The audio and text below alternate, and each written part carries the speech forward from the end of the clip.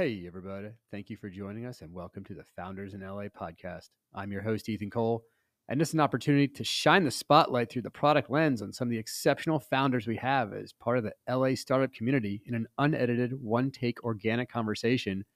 With us today is Lee Robinson, fresh off the stage from Techstars LA Demo Day. Really excited to have you in studio here, Lee. Oh, I'm super excited to be here. Just moving from one stage to another. It's kind of what this feels like right now. Oh, this is awesome. It's going to be an amazing ride. I'm really excited to learn more about Dyrt in a second. But first, a word from our sponsors. Founders in LA is brought to you by Unita Club. Unita Club is a co-working space that sets itself apart. With locations in El Segundo, Manhattan Beach, and Hermosa, Unita is where creativity flourishes. Unlike traditional offices, they provide an inspiring environment where ideas can thrive and businesses can grow. With Unita, there's no hidden fees, flexible terms, options for dedicated offices, and unlimited access to conference rooms, a photo studio, a podcast studio, much like this one, plus standard and 3D printers, 24/7 access to any of their locations. They're local champions who support neighborhood businesses, open their event spaces to nonprofits, and celebrate art, music, and culture. Join Unita Club and experience co-working like never before. Learn more at www.unita.club. We're also brought to you by the Product Managers Association Los Angeles, available at pma.la. They are the largest professional organization for product and designers in LA. With more than 3,000 members from over 500 companies, they host monthly meetups, organize the Product Leader Council, and have a mentorship program where they connect working product managers with students from underrepresented groups to help build a more diverse and better next gen. To learn more about PMA, go to pma.la. To learn more about the mentorship program, go to pma.la/mentorship. Our guest today is Lee Robinson. He's the CEO and co-founder of Dyrt. That's DYRT. And Lee, can you just give us a 30-second description of Dyrt? Yeah, well, first, again, thanks for having me. Dyrt is revolutionizing the way commercial businesses manage their food waste, preventing everything from going to the landfill, processing as close to the source as possible, and eliminating diesel emissions from all those wonderful trucks driving around every day picking up our trash. So it's pretty simple. We do it faster, cheaper, and more efficient, as close to the source as possible. Yeah, how does that do that? How does that work? Yeah, so we have a piece of proprietary hardware that allows us to basically take a giant compost facility and compact it down into a shipping container. Interesting. It does all the technology inside of it, fully automated. And then because food waste is actually not very bulky, it's just dense and heavy, we can eliminate the dumpsters and collect in smaller bins, which means we can process closer to the source with less space and less trucks driving. That's awesome. It's funny, as a father of a 1-year-old and a 3-year-old, there's a lot of food waste that happens an unfortunate amount of food waste that happens in my household on a daily basis. I have to imagine, amplified. That probably happens a lot in most restaurants, most places you go, stadiums and stuff. But like a Chuck E. Cheese or like something that's like aimed at kids, is it just like an immense amount of food waste that there's just like going to waste if it's not properly used, not properly processed? Yeah, well, I can definitely relate. Happy Father's Day. Oh, thank you. You too. Day. Yeah, we're recording this the day after Father's Day. We have a 3-year-old as well, another one on the way, and our food waste quadrupled when we had one kid. But yeah, so when you look at event-based activities like stadiums, they'll produce 3,000 to 9,000 pounds in a single game of food waste. And this is mainly pre-consumer. So this isn't even including the compostable cups and plates that we're using. But then you go to Chuck E. Cheese or a restaurant or a hotel, or even worse, an all-you-can-eat buffet. They just keep putting the food out. So a small restaurant could easily make 50 to 100 pounds or 300 pounds for a medium-sized restaurant in a single day. And now with the new laws, they have a dedicated bin outside their building. So this is where it gets really exciting for the business. They fill up that bin. The sun starts cooking that food waste, that chicken, the oatmeal, all the greens, and all of a sudden you have just this giant smelly pile sitting behind your restaurant.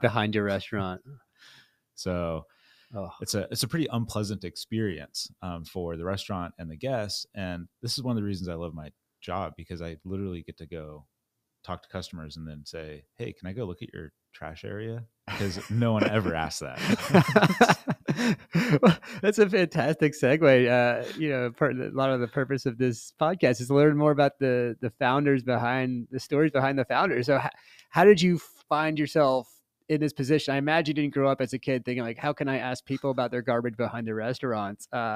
How'd you find yourself to this place? Yeah, it's a great question. I grew up standard middle class family and never really thought about it until somehow I got accepted on a small scholarship to a tiny little college in Vermont where my parents and all my friends thought I was crazy because they had oxen pulling trash carts. And At the at college? the college, Wow. we tapped around maple syrup. It was pretty cool liberal arts college. And I turned my first compost pile there. It was very Uh-huh. circular economy in the campus, only 400 or so students roughly, and decided to be a farmer afterwards. It's like, this is a great life. I live in Vermont. I get to farm. I go skiing a lot, rock climbing, really connected to the planet, Yeah. and had a little homestead with goats and chickens and giant vegetable garden. This was you after college, or Yeah. this was in college? After college, Oh, wow. I went from weird college degree to farmer. I'm sure that went over well with the parents and grandparents. Yeah, my parents are pretty lenient. They're like, just be successful. It doesn't matter what it is. Yeah, That's great. so they were supportive, which was great. But I decided to leave the farming life and get into this small company called Segway, Okay. revolutionizing Then small. transportation. Yeah, Yeah. kind of small. They were starting to build their international channels. They'd raised a bunch of money, had a really cool, brilliant product.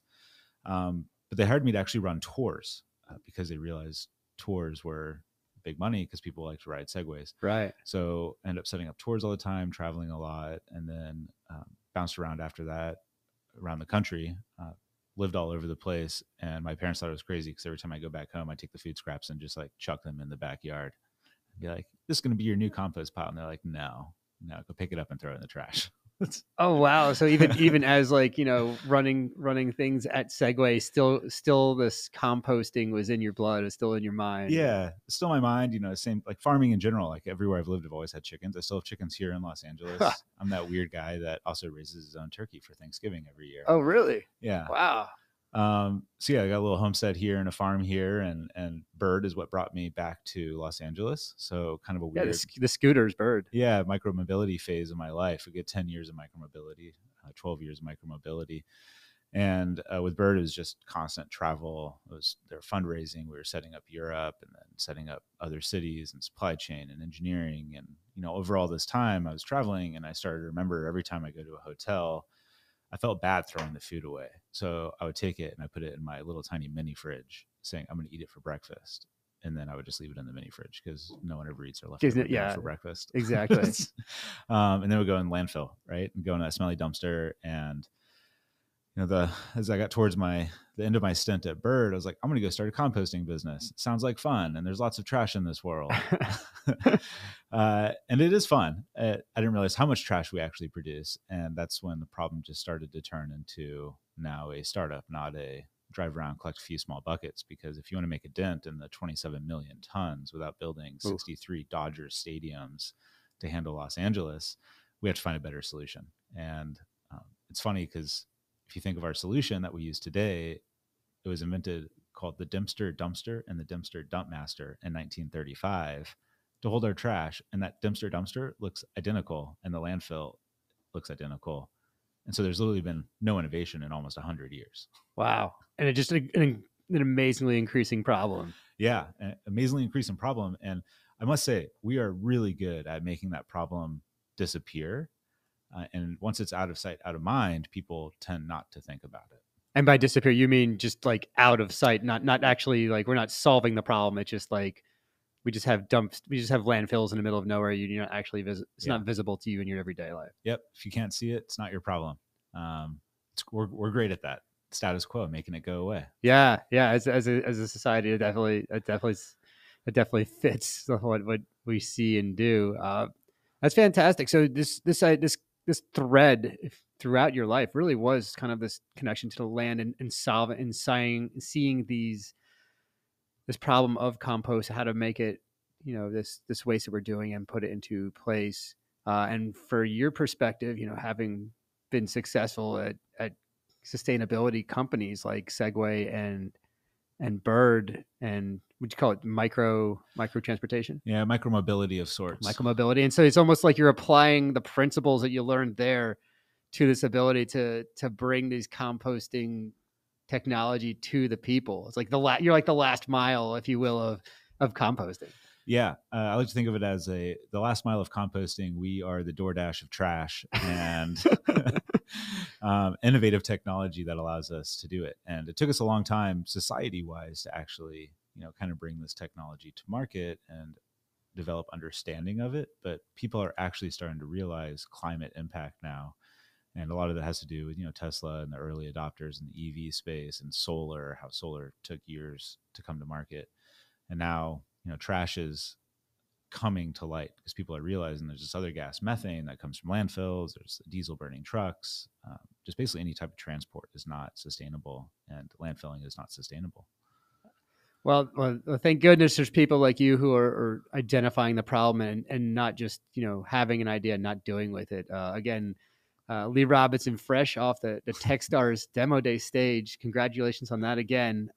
Grounding this in LA. That was Techstars LA.